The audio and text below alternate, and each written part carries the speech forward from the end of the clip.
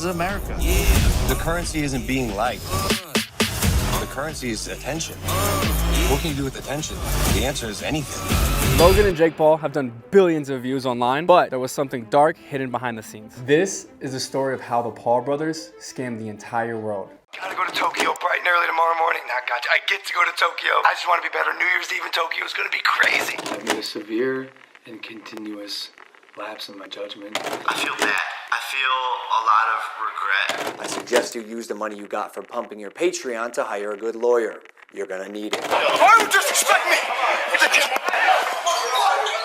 Jake Paul was the first brother to gather some fame through his role on the Disney Channel playing Dirk Man in the show Bizarre Vark. However you fucking say that. But it wasn't until Vine erupted in 2013 and they generated over 13 million followers before the platform shut down. Although Jake gave Logan his initial moment of fame, it was actually Logan who ended up growing a bigger following on Vine. The Paul brothers quickly transitioned onto YouTube, but didn't take it seriously until 2015 when they started making comedy skits. It was here the trouble started. The Paul brothers started to fight over the fame, money, and women. The public feud between Logan and Jake Paul escalated significantly around the time Jake Paul began dating and then broke up with Alyssa Violet, who was previously dating Logan Paul. This sparked a lot of online tension and accusations between the brothers, marking a turning point in their relationship where the public disagreements became one of the biggest headlines in the world. But was this all fake? You see, it's common knowledge that bad news and drama gathers more attention than positive. This is why throughout history, people have been able to gain millions of followers both online and in person through just negativity. You've seen it throughout history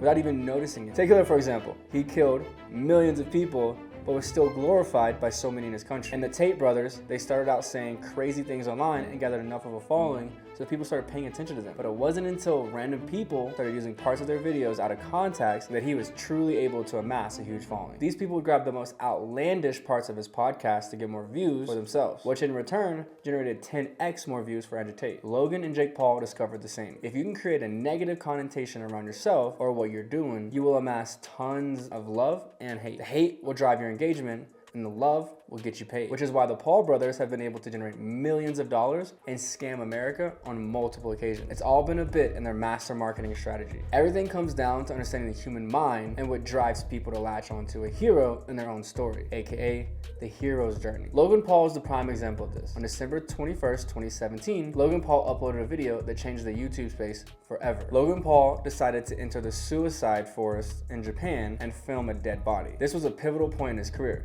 You see, while most people think that this was the moment that Logan's Paul career almost died, it was actually the catapult to his extreme success. Everyone loves the hero's journey. I think you said 90% of your life you were putting on the internet at that time. I'm blogging now, you get to see more of me. What does that do to a person?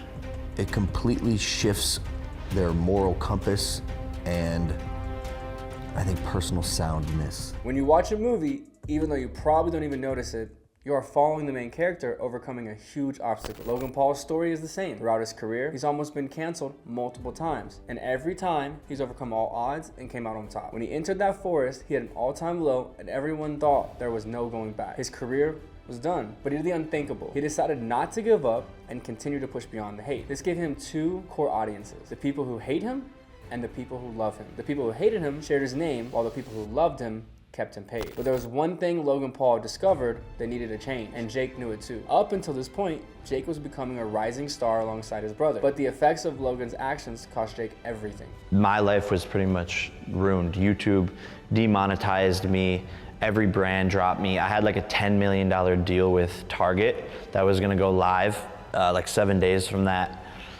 They dropped me. You're thinking what at the time? What the am I gonna do? The year is 2018. Jake Paul decides it's time to make a new name for himself and launch what is now known as influencer boxing. His first match was against Deji Olantuji, which he won via technical knockout while making a whopping $9.3 million. He didn't know it at the time, but him becoming a boxer would change the industry forever. After a few fights, Jake became the face of boxing. Logan saw this and the influence Jake had in the industry and wanted in. He tried to make his debut in the ring a few times, but he lost every match. He knew he wouldn't be able to contest against his brother, so he went the WWE route. But how could they transition from one industry to another so quickly without missing a beat? There had to be something going on behind the scenes, something that they were hiding. After getting backlash and getting sued multiple times for crypto scams and Logan Paul's drink prime, we knew we wanted to dive into this further. You see, the Paul brothers' strategies revolved around stimulating emotional and psychological responses that keep audience engaged and talking. Whether you hate them or love them, you can't ignore them. So how can you do the same thing within your business? Well, let's take Prime for example. Logan Paul and KSI's massive social media presence and fan base directly translated into huge interest in their drink, especially among the younger audience. This, along with deliberately limiting the supply of Prime in stores, created a sense of urgency and FOMO, driving people to seek out the product even more. Then you add in absolutely brilliant marketing like this. Here is another masterclass in marketing. So me and KSI just launched Prime in Germany, Spain, Denmark, and Norway. The turnouts were amazing, but we thought, let's have a little fun with this. What would happen if our fans appeared to be angry at us?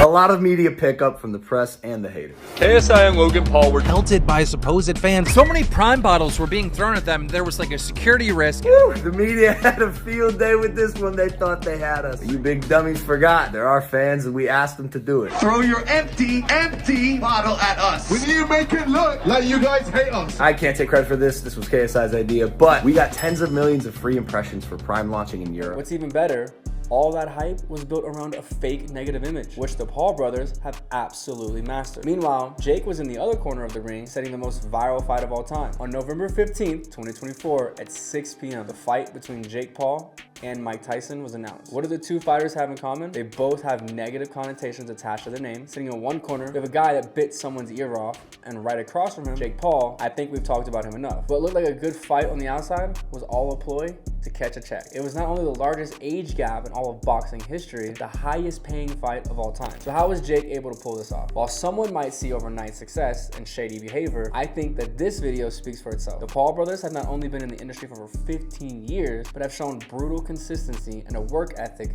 that is unmatched by most. No matter how much luck is involved, it's impossible to get where they are today without tons of hard work and dedication for their craft. Simply put, like anyone else who was successful, they were willing to do what others weren't. So that brings us to the underlying question of this video. Do you think the Paul brothers scammed America, or should we consider them as some of the best marketers of all time? After all, the Paul brothers are just some random kids who grew up in Ohio that decided they wanted to make a name for themselves. What does this mean for you? This means you can make something out of nothing. It doesn't matter where you are from or what you're doing. If you want it bad enough, you'll make it happen. Now, if you got some value from this video, please hit that subscribe button and I'll see you in the next one.